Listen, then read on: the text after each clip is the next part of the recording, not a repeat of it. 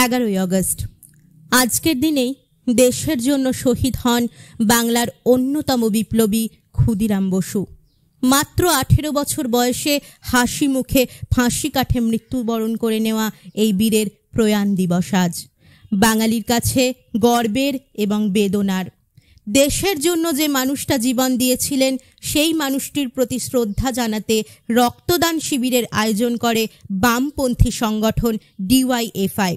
স্বাধীনতার জন্য জীবন উৎসর্গ করা ক্ষুদিরাম বসুর স্মৃতিতে সোমবার রক্তদান কর্মসূচির মধ্যে দিয়ে তাকে শ্রদ্ধা জ্ঞাপন করে ডিওয়াইএফআই এর সদস্যরা। উপস্থিত ছিলেন ডিওয়াইএফআই এর বীরভূম জেলা কমিটির সভাপতি রুদ্রদেব বর্মন, জেলা সম্পাদক মণ্ডলীর সদস্য সুপ্রিয় ভট্টাচার্য, বক্রেশ্বর লোকাল কমিটির সভাপতি ও সম্পাদক ইব্রাহিম আলী এবং ঋক ঘোষ সহ ডিওয়াইএফআই এর অন্যান্য সদস্যরা। নিতাই চক্রবর্তীর রিপোর্ট, নিউজ বার্তা।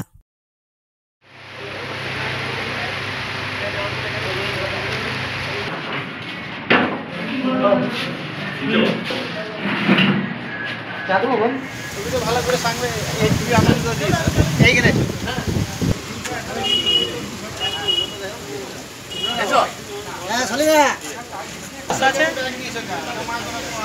আপনারা জানেন যে আজ শহীদ ক্ষুদিরাম বসুর 118তম শহীদ দিবস। সেই শহীদ দিবস উপলক্ষে সারা রাজ্যের সাথে সাথে আমাদের বীরভূম জেলার এই চিনপায়ে এই রক্তদান শিবির হচ্ছে। বীরভূম জেলার আরও অন্যান্য প্রান্তে রক্তদান শিবির, আলোচনা সভা, তার প্রতিকৃতিতে মাল্যদানের মধ্য দিয়ে আজকের এই বিশেষ দিনটাকে পালন করা হবে। এখন রক্তদান তো চলছে, এখনও অবধি বলা যাচ্ছে না, তবে আমাদের যা লক্ষ্যমাত্রা আছে প্রায় 45 থেকে 50 জন যারা রক্তদাতা এসছে তারা রক্তদান করবেন। পরিকল্পনা বলতে এই যেমন রক্তদান শিবির আছে, তার সঙ্গে আছে কোথাও কোথাও আলোচনা সভা, প্রতিকৃতিতে মাল্যদান, কোথাও বিভিন্ন সাংস্কৃতিক অনুষ্ঠান। এইটা মূলত যে একটা কর্মসূচি তো শুধু না, সারা ভারতবর্ষের বুকে এই সমস্ত স্বাধীনতা সংগ্রামী তাদেরকে স্মরণ করা, এইটা আমাদের কর্তব্য। তাদের যে যে উদ্দেশ্যে যেভাবে তারা লড়াই আন্দোলন করেছে সেটাকে আমাদের মনে রাখতে হবে।